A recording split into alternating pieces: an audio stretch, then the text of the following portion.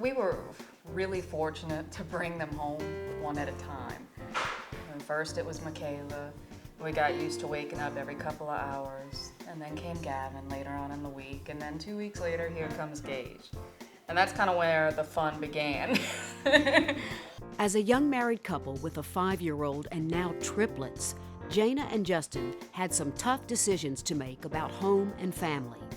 You know, being a registered nurse, at the time I made more money than my husband, so it was the appropriate thing to do for me to go ahead and go back to work, and Justin can focus on his career and start going to school. Justin accepted the task of keeping the family on a strict schedule while he continued his education, and Jana worked. The first couple of weeks, it was hard. Being a stay-at-home dad, I never knew how much work it was to keep a house, maintain a house, and maintain 3 infants. I spent I spent hours, just sitting there staring at them crying, going, okay, what do I do next? It's just, it's been an experience. But it's been tough because now it seems like I'm the dad and he's the mom. I call him. I'm like, I don't know what to do. What time are they supposed to eat? What am I supposed to give them? Do they get milk or juice right now? What am I supposed to give them for a snack? And I don't know because I work a lot. I work shift work, I work overtime, and Justin gets to be with them all the time.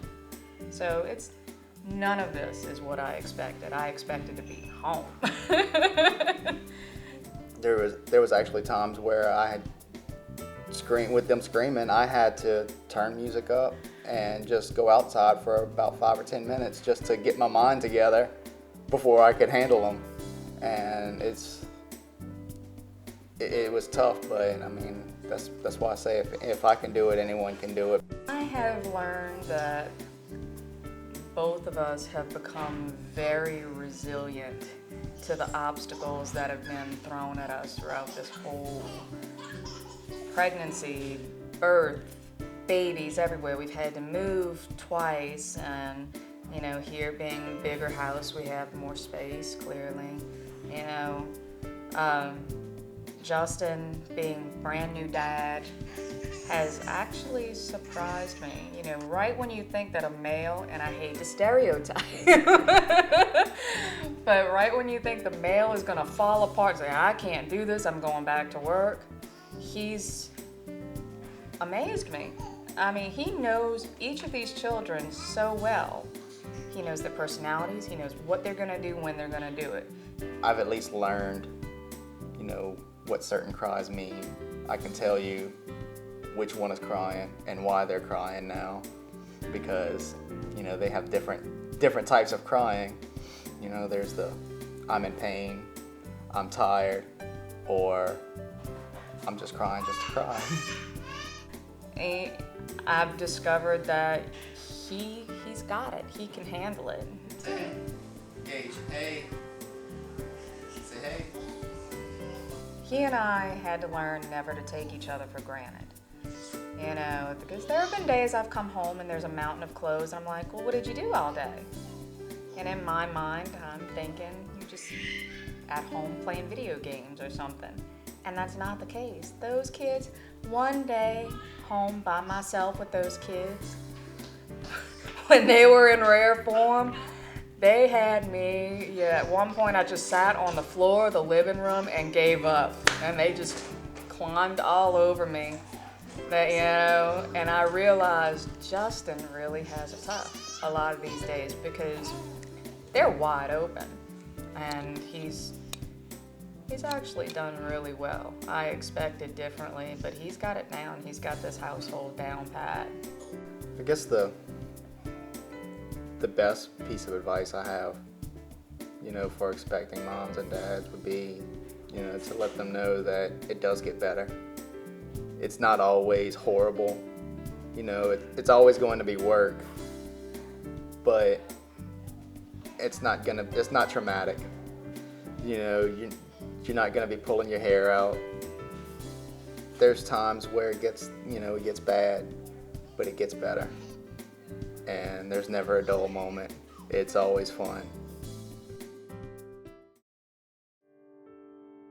You get married and you become a wife, and like it's a kind of a different sense of purpose. Like, okay, it's not just me. He and I are in this together, and we're one person and we're one family, and you kind of break away from your parents and you become a wife. And then when you become a mother, it's okay, I have these 3 little tiny people that we have to raise. And sometimes it can be like, oh my goodness, how do I do that? I don't really know how to do that. But then day by day you think, okay, how did my mom do it?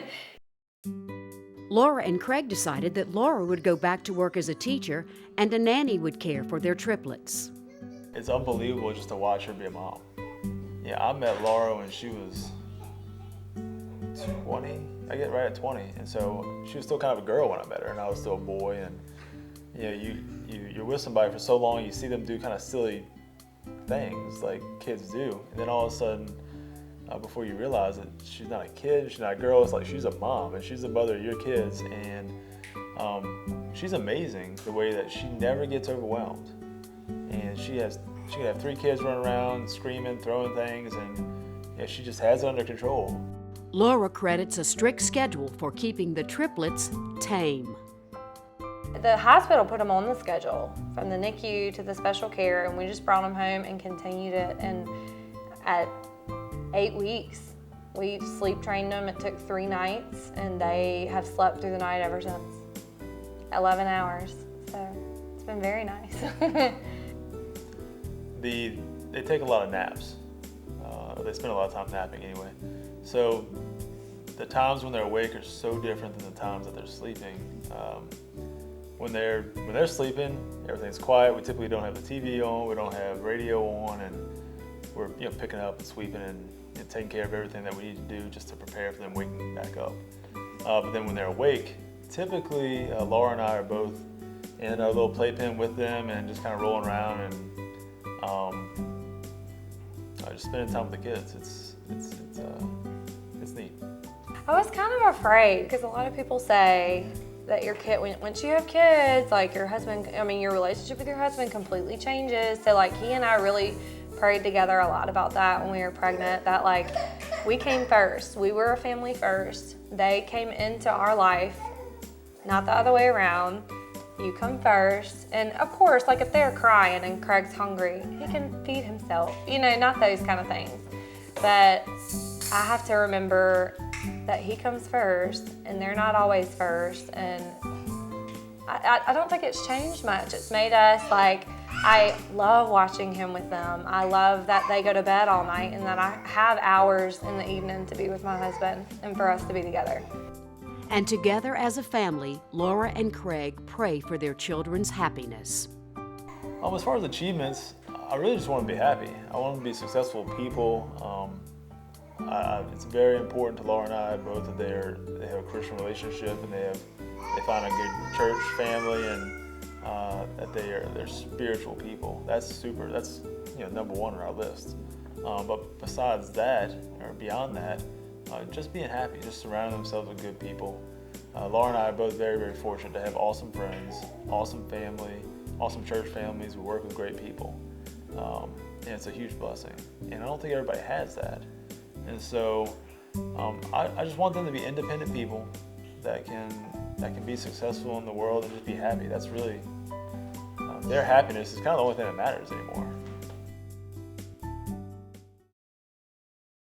This past year has been quite the whirlwind.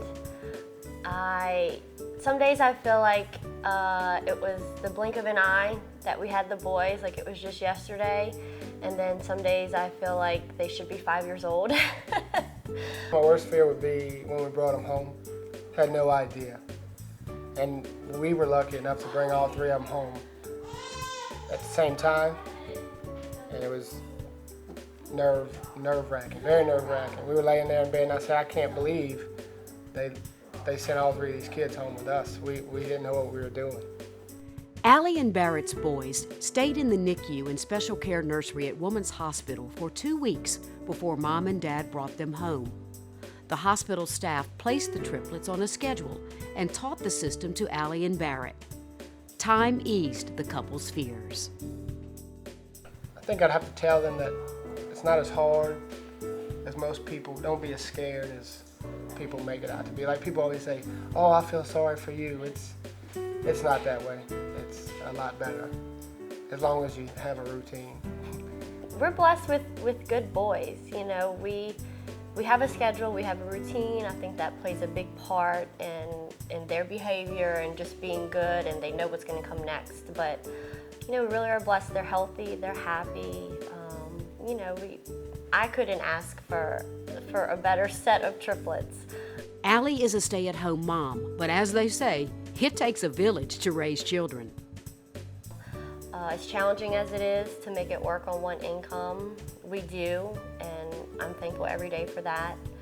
And we also have lots of help from my mom, my dad, Barrett's mom and dad, you know, siblings. Everyone loves to see them, and you know, without them coming over all the time and just having a new face for the boys to see and play with kind of helps get through the day a little easier for me. 3 boys. I feel sorry for my wife when they get older. My mother always said that she had to raise 3 boys, my dad, my older brother, and me at the same time, and she's a saint, so I feel sorry for her. There's definitely 3 different personalities. Even if they were identical, it would not be hard to mistake who was who. Breck, who was the first baby born, is very aggressive. I guess we could call him the bully of the group, although he's my sweetheart. I hate to call any of them a bully, but he's the aggressor. He wants what he wants when he wants it. He looks exactly like his father, and he's very headstrong like his father as well. So he's kind of his little clone. Finn, who's the middle child. In the beginning, we called him Feisty Finn. I really thought this is going to be the troublemaker, and he has turned out to be middle of the road, the peacemaker. He's very content to sit and play by himself, or he'll play with his brothers. He's a little piglet. He loves to eat. He would eat all day long if we would let him, but he's very happy. He's always smiling, always laughing. He even does a fake laugh now just to get you to laugh at him. He just really wants to please us. And then Reed has always been my sweet, we always call him the angel baby. He's just that super soft-skinned, and he's always been patient. When, you know, he was the 3rd one born, so he waited to be born last, we say. He always, you know, just kind of waited his turn. When we were bottle feeding, he would be last just because he was cool to wait. That's changing a little bit now. He's kind of realizing, hey, I don't have to wait, and I can get this toy, and I can do what I want. So he's a little firecracker. Like our other 2 couples, Allie and Barrett have found a way to raise their triplets through the trying first year. All of our couples say it takes time, teamwork, patience, perseverance, praise, compassion, communication, change, and a big dose of courage.